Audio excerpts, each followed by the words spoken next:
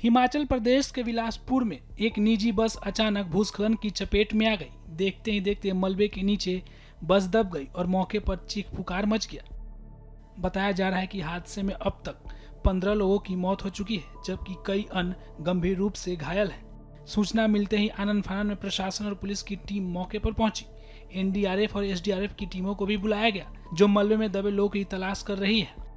हादसा इतना भयावह था कि बस का अगला हिस्सा पूरी तरह मलबे में दब गया। चश्मदीदों के मुताबिक बस उस वक्त बालूर घाट से बिलासपुर की ओर जा रही थी, तभी अचानक पहाड़ी से भारी मात्रा में मलबा नीचे आ गिरा। मुख्यमंत्री सुखविंदर सिंह सुक्खू ने घटना पर गहरा शोक व्यक्त किया है और प्रशासन को राहत बचाव कार्य तेज करने के निर्देश दिए हैं। उन्होंने सोशल मीडिया प्लेटफॉर्म एक्स पर पोस्ट साझा करते हुए लिखा है, बिलासपुर जिला के बालू घाट के पास हुए भीषण भूस्खलन की खबर ने मन को भीतर तक झकझोर दिया है। इस भारी भूस्खलन में एक प्राइवेट बस के चपेट में आने से 15 लोगों के निधन का दुखद समाचार मिला और अब कई अन्य के मलबे में दबे होने की आशंका है।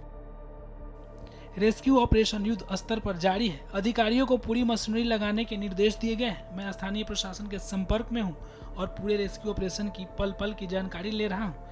ईश्वर दिवंगत आत्माओं को शांति दे और शोकाकुल परिवारों को संबल प्रदान करे। इस कठिन घड़ी में मैं सभी प्रभावित परिवारों के साथ हूँ। वही इस दर्दनाक हादसे के सामने आते ही देश भर से शोक संदेशों की बाढ़ आ गई है।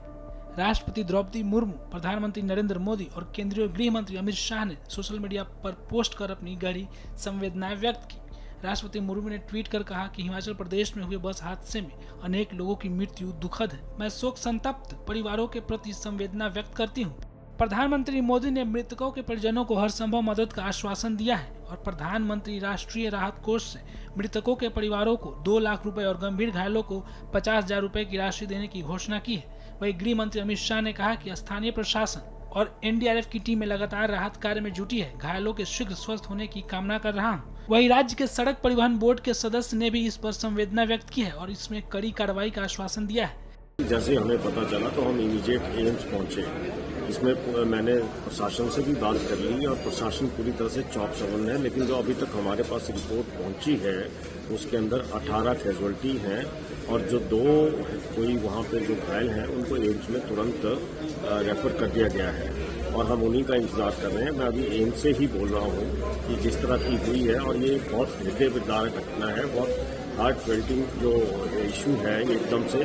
और जो पता चला है, जो बेसिक जो प्राइमरी रीजन लगा है प्राइमा फसाई, ये पता चल रहा है कि वहाँ पे बस चली हुई थी और उसके साथ ही कोई गाड़ी भी थी, कार भी थी और ऊपर से एकदम से पूरी पहाड़ी आप देख रहे हैं। पिछले 3 दिनों से बारिश चल रही थी और ये मैं कहता हूँ ये काइंड ऑफ नेचुरल कैलेमिटी की वजह से ये लगता है। अभी प्राइमा फेसी ये कहा जा सकता है, लेकिन जहाँ तक प्रशासन और सरकार का मसला है तो उसके ऊपर हम पूरी तरह से पूरी व्यवस्था जो है इन लोगों के लिए करती गई है। और मैं जो कैजुअल्टी हुई है उन परिवार के लोगों को भगवान से ये प्रार्थना करूंगा कि भगवान उनकी आत्मा को शांति दे, उनके परिजनों को हौसला बख्शे और जो घायल हैं उनके लिए हर संभव व्यवस्था जो है वो एम्स में, बिलासपुर हॉस्पिटल में, घुमारवीं में और भट्टी में कर दी गई है। हाँ, ये भी जानकारी मिली है, ये भी हमारे जो ट्रांसपोर्ट मिनिस्टर हैं और डिप्टी चीफ मिनिस्टर हैं वो कुल्लू में है, लेकिन वहाँ पे भी कोई रास्ता जाम हो गया है और वो भी मौके पे पहुँचने वाले हैं। और जो हमारे टेक्निकल एजुकेशन मिनिस्टर हैं राजेश धर्मानी जी, वो भी अपनी इस सारी व्यवस्था को खुद घुमारवीं से लुक आफ्टर कर रहे हैं कि कहीं पे कोई कोताही न बरती जाए, कहीं पे कोई कमी ना रहे। और मैं खुद यहाँ एम्स में खड़ा हूँ और जितना भी जो भी संभव होता है, जो संभव है उससे बढ़ के जो है हम लोगों को उनकी जान माल की रक्षा करने के लिए हम यहाँ पे मुस्तैद हैं।